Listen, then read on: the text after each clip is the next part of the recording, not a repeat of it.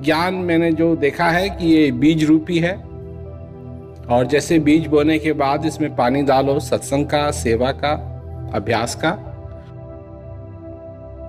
तो ये और फूलेगा और फलेगा।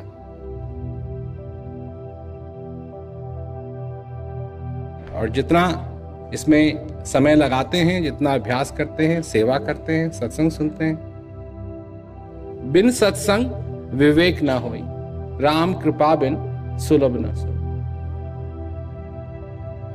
बिना सत्संग के विवेक नहीं होगा, जागृति नहीं होगी, और भगवान की कृपा से ही ये मिलता है। तो कई लोग जब इस चौपाई को सुनते हैं तो सोचते हैं कि जब भगवान की कृपा होगी तब हमको सत्संग मिलेगा। भाई ये भी तो भगवान की कृपा है, तुमको शरीर मिला है, ये भी भगवान की कृपा। ये थोड़ी है कि जब भगवान की कृपा होगी तब हमको शरीर मिलेगा। अब मिल गया है तो भगवान की कृपा है। और सत्संग है क्योंकि अंत समय तक उनका सत्संग तुम्हारे कानों में गूंजता है। जहां कहीं भी विपदा आती है, किसको याद करते? गुरु महाराज जी को याद करते।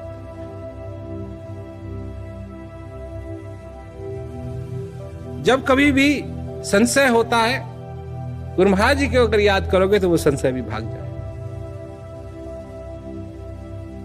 सत्संग है, तुम्हारे जीवन की बात है, तुम्हारे हृदय की बात है, तुम्हारे कल्याण की बात। सत्संग सुनो, विवेक हो तुम्हारी जिंदगी के अंदर, तुम जागो, सोचो, समझो और आनंद लो। जो इस जीवन का आनंद है वो तुमको दोबारा नहीं मिलेगा। ये जीवन दोबारा नहीं मिलेगा। अब यहां लोग बैठे हुए हैं जो उनकी धारणाएं हैं कि फिर हमारा जन्म हो। आज तक इस बात का सबूत किसी के पास नहीं। हां, छोटी मोटी कहानी घड़ लेते हैं लोग, कभी अखबार में आ जाता है फला फला पैदा हुआ और उसको ये याद है, उसको वो याद, पर सबूत कुछ नहीं। ये मिला है, इस मिट्टी से उत्पन्न हुआ है और इस मिट्टी में जाके इसको मिलना है। और सत्संग से विवेक होता है। सत्संग से जो कुछ भी इस दिमाग के अंदर जाले पड़ जाते हैं मकड़ियों के, सत्संग उनको खत्म करता है। तुमको अच्छी तरीके से मालूम है, तुम्हारे घर में अगर तुम झाड़ू ना दो, पोंछा ना दो, साफ ना करो, तो क्या होगा तुम्हारे घर में? गंदा नहीं हो जाएगा? मनुष्य के साथ भी यही बात है, मनुष्य भी गंदा हो जाता है। क्या स्पष्ट है, क्या साफ है, क्या उसका लक्ष्य है, क्यों वो यहां आया है, क्या वो पा सकता है, क्या हासिल कर सकता है, सच्चाई क्या है,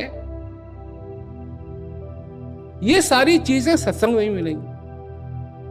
और सत्संग होना चाहिए समय के महापुरुष का। तो इसलिए 3 चीजें हैं, सत्संग सुनो, सेवा करो और अभ्यास करो।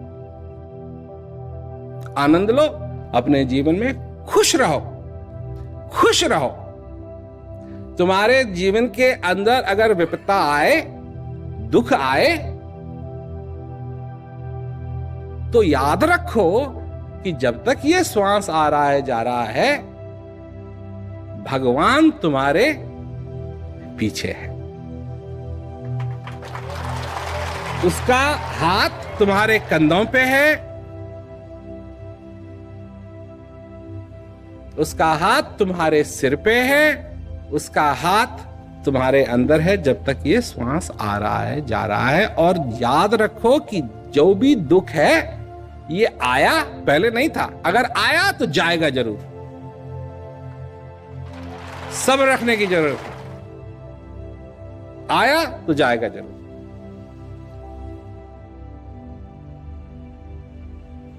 और सुख, उसके साथ भी यही बात।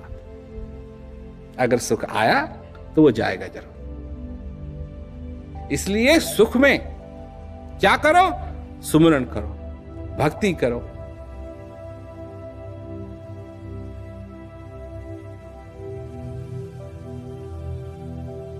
देखो, तुम यहां पैदा हुए हो इस भूमि में, इस पृथ्वी पे। यह है कर्म भूमि, यह है कर्म भूमि। यहां कर्म करोगे।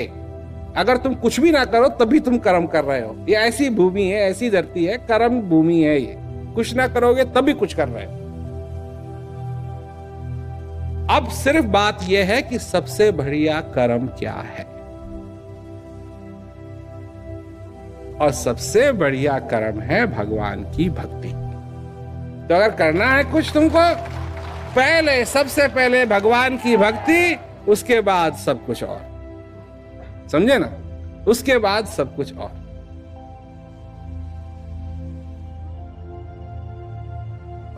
किस प्रकार? जब सवेरे तुम उठते हो, तुम्हारा एक रूटीन है ना, तो जो कुछ भी तुम्हारा रूटीन है उसमें कम से कम एक पहला काम तो है। उस काम को करके फिर सारे काम तुम करते हो। अगर इसी प्रकार तुम इस अभ्यास को, इस भक्ति को बना लो कि पहले भगवान की भक्ति, फिर सारे काम जो करने हैं अपने जीवन के अंदर वो करो, तो तुम्हारा जीवन संभल जाए। और नहीं कर पाओगे तो फिर उल्टा सीधा होगा। नहीं, उल्टा सीधा होगा। ऐसे ही जीवन के अंदर सबसे प्रथम भक्ति, भगवान की भक्ति, तत्पश्चात जो कुछ करना है करो। पर करो, अभ्यास करो। यह बहुत ही सरल चीज है, बहुत ही सुखदायी चीज है।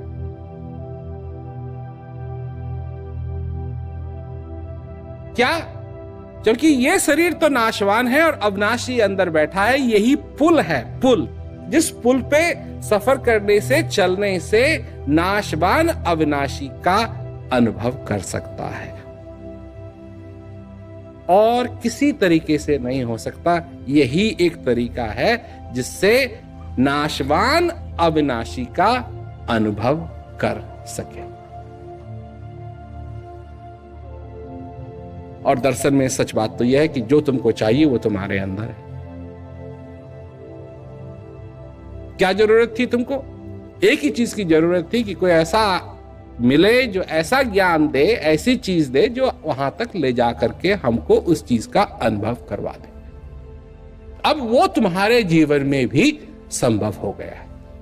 अब तुमको ये चीज मिल गई। और अभ्यास की बात, अभ्यास की बात तो तुम जानते ही हो। कम से कम 1 घंटा, 1 घंटा करोगे तो जैसे मैंने पहले कहा, तुम्हारे 23 घंटे बच जाएंगे, बच जाएंगे, फेंकोगे ना।